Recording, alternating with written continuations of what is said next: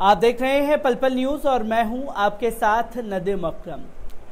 भक्तों के अब्बा और हमारे जो साहब हैं उनके चर्चे और उनके किस्से अब इंटरनेशनल मीडिया में छपने लगे हैं। और अगर हम बोलेंगे तो ये बोला जाता है कि भाई बोलता है, मोदी सरकार को क्रिटिसाइज करता रहता है। पर यहाँ मोदी सरकार को क्रिटिसाइज देश के जो गिने चुने बचे हुए मीडिया हैं, जिनमें से हम भी एक शामिल हैं, जो लगातार इनके हर एक नाकामयाबी को आप लोगों के सामने रखते हैं। पर हम ही नहीं हैं, इंटरनेशनल मीडिया भी खुल करके मोदी सरकार के खिलाफ लिखने लगा है। जहां देश में मुसलमानों के खिलाफ किस तरीके का रवैया मोदी सरकार ने अपनाया हुआ है, इसके बारे में अब चर्चाएं होने लगी हैं और लोग खुल करके लिखने लगे हैं कि भारत में इस्लामोफोबिया को बढ़ावा दिया जा रहा है, जिसकी एक आर्टिकल ने पूरी पोल खोल करके रख दी है। और ये आर्टिकल जो छपा है, ये छपा है ईस्ट मिडिल आइज में, जो कि यूनाइटेड किंगडम का एक न्यूज वेब पोर्टल है, जिसने भक्तों के अब्बा की हकीकत को दुनिया के सामने जग जाहिर कर दिया है। आज इसी पर बात करने के लिए मेरे साथ सीनियर जर्नलिस्ट खुशबू भी मौजूद हैं, जिनसे जानेंगे कि इस आर्टिकल में क्या लिखा हुआ है। पर सबसे पहले जो ध्यान केंद्रित करने का काम किया है इस आर्टिकल ने, उसकी हेडलाइन कुछ ऐसी है कि जिससे भारत सरकार में खलबली मच गई है। आपको बता दें कि मिडिल ईस्ट आई लिखता है कि for Indian Muslim the end times have arrived, यानी कि मुसलमानों का टाइम खत्म हो चुका है। अब बात करेंगे खुशबू, जो इस आर्टिकल में लिखा हुआ है कि क्या वाकई मुसलमानों का टाइम खत्म हो गया है, जो इस आर्टिकल के जरिए दुनिया को दिखाने की कोशिश की गई है कि आखिरकार मोदी सरकार क्या कर रही है। नदीम, सबसे पहले ये आर्टिकल पढ़ के दिल टूटता है, लेकिन हम सरप्राइज नहीं होते। 2014 के बाद की अगर हम बात करते हैं तो ये जो आज हम फसल देख रहे हैं, इसके बीज 20 साल पहले गुजरात में बो दिए गए थे। और गुजरात के उस वॉयलेंस ने आज के वक्त में एक ऐसी सच्चाई को लोगों के दिमाग में भर दिया है, सो कॉल्ड सच्चाई, जो कि मुस्लिम मुक्त मुसलमान चाहता है। और उसके बाद आज हर व्यक्ति सिर्फ और सिर्फ इन चीज़ों पर ही फोकस करता है। देश में महंगाई का क्या हाल है उसके बारे में कोई चर्चा नहीं है, लेकिन मुल्ले टाइट हैं, इस पर सबका ध्यान केंद्रित है और लोग उसी में खुश हैं। जब मिडिल ईस्ट अपने आर्टिकल की बात करता है तो उन्होंने साफ कहा है कि एंटी मुस्लिम प्रोग्राम जो कि गुजरात में 20 साल पहले शुरू हुए थे, उसने लोगों को 20 साल के बाद, यानी 2014 के बाद से लेकर आज तक जो जो चीज़ें आपके सामने, जो जो एलिमेंट्स आपके सामने आए हैं, वो आपको कन्विंस करते हुए दिखाई देते हैं। और ये आर्टिकल लिखने की क्यों ज़रूरत महसूस हुई, कि क्यों मिडिल ईस्ट ने इसे इतना बड़ा स्पेस दिया है वहाँ पर लिखकर, क्यों मुसलमानों की बात की है, तो इसके पीछे 8 से 10 दिन पहले की बात है।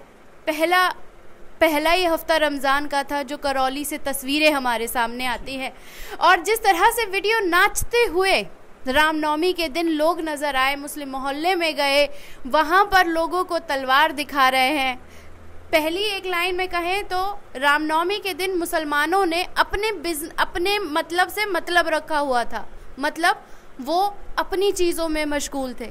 लेकिन फिर अचानक ये जत्था आता है, जय श्री राम के नारे लगाता है, और तो और वो ये भी कहते हुए वीडियोस में दिखाई देता है कि हम मुसलमानों को टाइट करके रखेंगे। अब हम राम की औलादें हैं, इन मुल्लों को हम इनकी औकात में रखेंगे। इस तरह की चीज़ें जब उस दिन सामने आई तो उसकी तस्वीरें जो भयावह आज तक हम देख रहे हैं, वो कहीं ना कहीं परेशान करने वाली है। जी, इस चीज़ का जिक्र जो है खासतौर पर करौली की घटना का, जो एक छोटी छोटी इंसिडेंट था करौली के दौरान, वो सारी चीज़ों का जिक्र इस आर्टिकल में किया गया है खुशबू। और जो शुरुआत जैसे कि आप बता रहे हैं 20 साल पहले जो देश में गुजरात में हुआ था, उसका जिक्र किया गया है।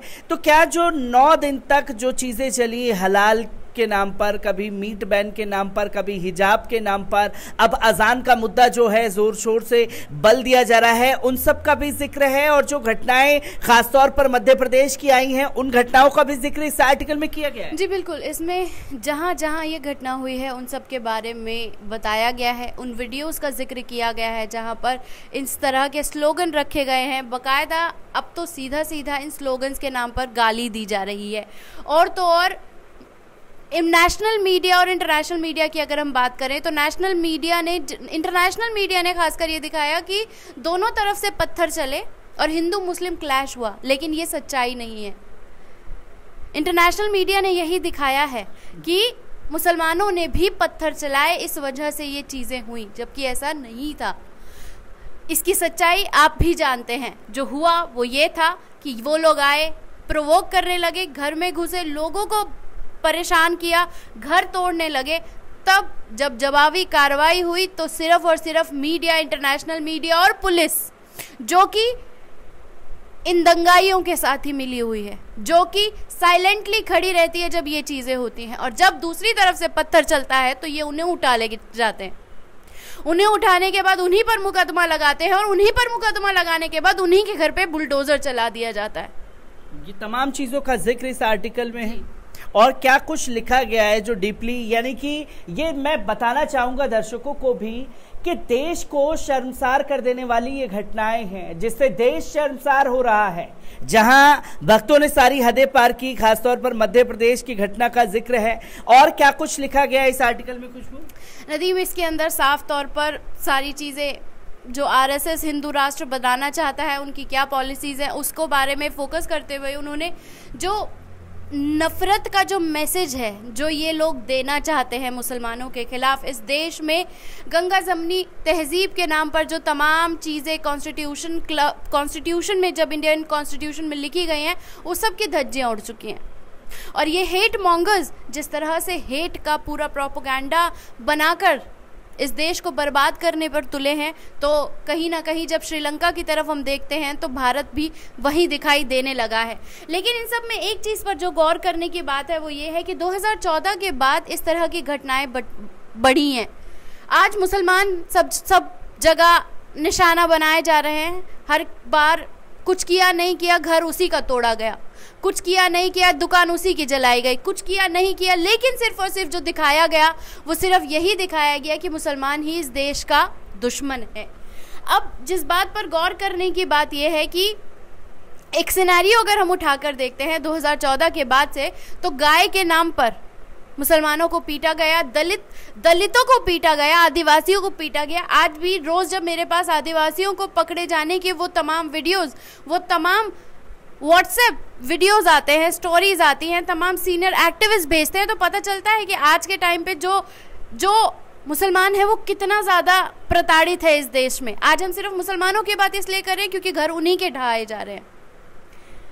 तो इसी बात पर जब वो पूरा आर्टिकल इसमें रामनवमी में जब 1000 नेशनलिस्ट, सो कॉल्ड नेशनलिस्ट जब ज़मीनों पर उतरे, 9 राज्य में इस तरह की घटना हुई। और अब तक मैं आपको बता देना चाहती हूँ कि 80 में से 75 घर तोड़े जा चुके हैं बिल्डोजर द्वारा। और जब इसमें सवाल उठाया जाता है नदीम, तो उस सवाल पर कहीं ना कहीं हर किसी को मुद्दा मिल जाता है फिर से असदुद्दीन ओवैसी साहब को निशाना बनाने का। मैं ये देखना चाहूँगा क्योंकि लगातार बैरिस्टर असदुद्दीन ओवैसी साहब जो हैं वो 10 दिन की उम्र पर गए हुए थे। ये घटनाएं सामने आई, तुरंत में जो है एक प्रेस कॉन्फ्रेंस करते हैं जो देश में घटना घटित होती है, और फिर उन जगहों पर भी जाते हैं जहां पर ये घटना घटित हुई है। ये हमने देखा कि हमारा नेशनल मीडिया जो है वो ये बताने की कोशिश करने लगा कि साहब आप तो मुसलमानों के रहबर बनने की कोशिश कर रहे हैं, आप तो मुसलमानों के नेता बन रहे हैं, इसलिए आप बोल रहे हैं कि रामनवमी पर पत्थर चलाना सही था जो मुसलमानों ने किया। इंटरनेशनल मीडिया इस पूरे प्रकरण को, खासतौर पर ओवैसी जो लगातार ट्वीट के जरिए बोलते रहे, अपने वीडियो कॉन्फ्रेंस के जरिए बोलते रहे, कैसे देख रही है इंटरनेशनल मीडिया ओवैसी को इस पूरे टॉपिक को लेकर के? इंटरनेशनल मीडिया ने असदुद्दीन ओवैसी के इस ट्वीट को भी मेंशन किया है, जिसमें उन्होंने आज से 10 अप्रैल को उन्होंने प्रेस कॉन्फ्रेंस करके बताया था कि मुसलमानों के घर तोड़े जा रहे हैं, उन्हीं को गिरफ्तार किया गया है और बाकायदा मीडिया वो वीडियोस भी दिखा रहे हैं, उनका घर तोड़ते हुए भी दिखा रहे हैं। जब उन्होंने ये सवाल उठाया तो प्रशासन को जवाब देना मजबूरी बन गया उनके, और उस मजबूरी में उन्होंने कहा है कि वो घर इलीगल थे इसलिए हमने तोड़ दिए। अब फिर आते हैं कॉन्स्टिट्यूशन पे। अगर इलीगल थे तो उस इलीगल को तोड़ने का भी कॉन्स्टिट्यूशन में है प्रोसेस। उसमें आप सडनली मुंह उठाएंगे और बुलडोजर आकर चला देंगे, ये प्रोसेस नहीं है। ये एक तरफा कार्रवाई है मुसलमानों के ऊपर, मुसलमानों को कारोबार को ख़त्म करने की, उनको रिहाइश ख़त्म करने की। और ये मॉडल, ये गुजरात मॉडल है नदीम। गुजरात मॉडल में भी जिस तरह से तमाम तस्वीरें बाहर आई थी, तो उसमें आपने देखा होगा कि एक प्रेग्नेंट लेडी को जब उसके पेट में बच्चा था तो उसके साथ कितनी ब्रूटैलिटी हुई थी। वही ब्रूटैलिटी हमको इस तरह से यहाँ पर दिखाई देती है।